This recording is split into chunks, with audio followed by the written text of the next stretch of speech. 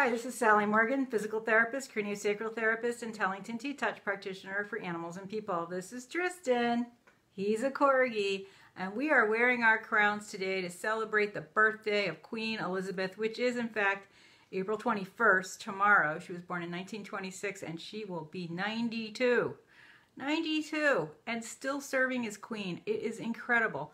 And so Tristan and I want to thank the Queen for loving Corgis. It is thanks to her that I have this Corgi shirt and a million other Corgi things in my house that came from England. And as we all know, she was given her first Corgi when she was a girl, about 12 or 13 years old. And that Corgi was given by a duke, so she named the Corgi Dookie. And then she got another Corgi named Susan. A lot of her early Corgis had a sad ending. But Susan actually was the Corgi that made most of the other Corgis that the Queen had for years.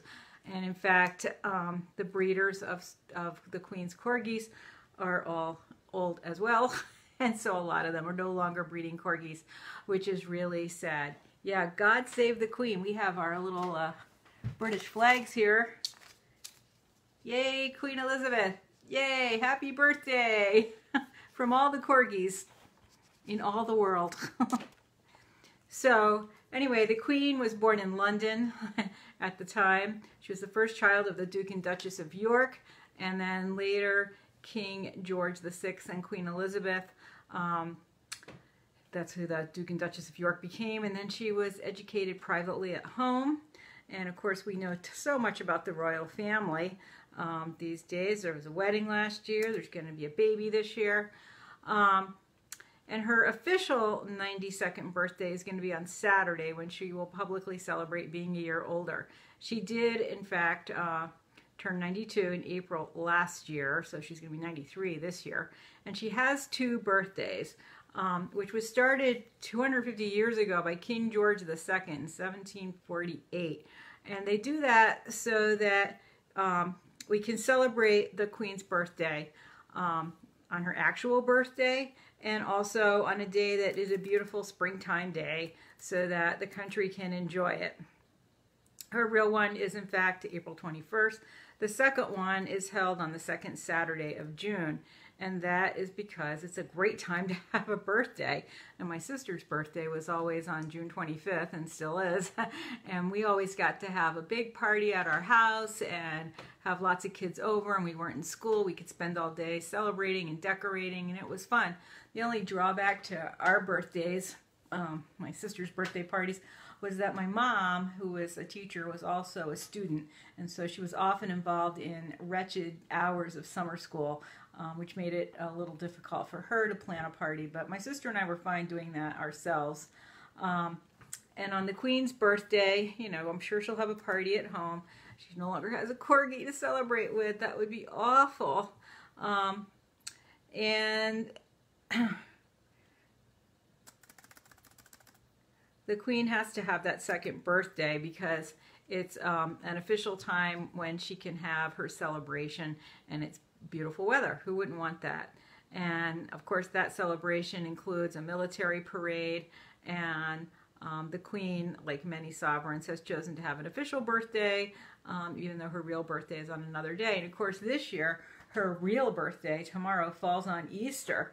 So all the more reason to celebrate her birthday again in June, when the weather's beautiful and she can be outside, and the people of the country can celebrate in a more official way outside and not be so inconvenienced. As you may know, there's tremendous bad weather sweeping up from the south to the northeast today. Raining, raining, raining so hard. I could hardly sleep last night. It was raining so hard because the ceiling of my room, oh, you lost your crown.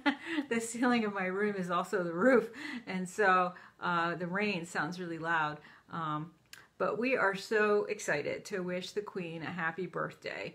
And at some point, sooner than later, she will no longer be Queen. She is the longest reigning sovereign in England.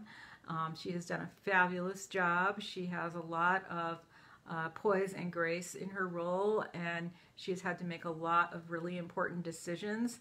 And even though the Queen, to some, is just a figurehead, she does, if you ask people that live in England, she does lend an air of dignity to the country and a kind of decorum to the populace. And, you know, people look to her for steadiness, whereas you may have some tempestuous things going on in Parliament with this Brexit and other things. The Queen, the monarchy, has always been steady since she has been Queen. And she has done a fabulous job considering this was given to her as such a young girl. 70 in South Dakota today. That's exciting. Oh my gosh.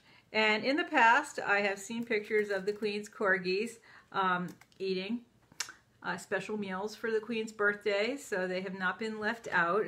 And of course, she has no Corgis right now because she thought at her age it was not fair for her to have a Corgi any longer, because where would it go and who would take care of it in the way it was accustomed when she passed away? And that is something we all need to think about with our dogs. Who is going to care for them when we're gone? And the Queen smartly and unselfishly thought ahead and decided that she will not get any more Corgis. And she had a Corgi from the groundskeeper that she had for a while, and that Corgi is no longer with us either. So there will be a 41 gun salute in Hyde Park, and a 21 gun salute in Windsor Great Park, and a 62 gun salute at the Tower of London, and that's all going to take place in June. But I'm sure she will have a private celebration with her family celebrating Easter tomorrow. So we want to wish the Queen happy birthday, and thank you for loving Corgis, because they're great dogs. All of us who have Corgis love and adore them. We are so grateful to the Queen because she has popularized the breed enough that we can get things like stuffed Corgis, Corgi sweaters, Corgi barrettes, Corgi cookie cutters, lots of stuffed Corgis, and lots of Corgi figurines, bobbleheads, solar Corgis that nod their heads. I mean, the Queen has really fed my addiction to Corgis and many others as well. And there's a wonderful movie. She also takes good care of some rare breeds of ponies. Of course, she is famous for her racehorses. There's a great PBS special called The Queen's Favorite Animals, which of course features lots of Corgis. But it also talks about her efforts to save some of the traditional pony breeds, the Dartmoors, the Exmoors, the Dales ponies, and others in Britain, by supporting farms where those horses are raised and bred. So she does love animals, and we are grateful that the Corgi is at the top of that list. So thanks for joining us today for this episode of Conversations with a Corgi. Tomorrow we'll be back for a Easter special. And I can't wait to take this crown off. It is so tight. My head is being squeezed. If I were like Tristan, I could flip it off my head, but it's not coming off.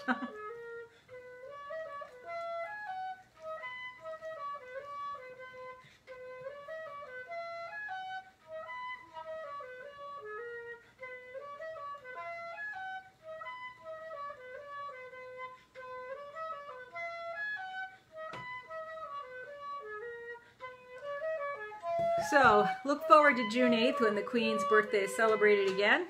But we all want to wish Queen Elizabeth a very, very happy birthday and much gratitude for your love of animals. Thanks for joining us today. Loves the cardigans. Yeah, we love all the Corgis. We do not discriminate, even the Volhuns. So thanks for joining us today. Everybody have a great day. It is going to be pouring rain here, so to me that's a good day to make stuff in the oven and vacuum the house, even though it's pretty warm.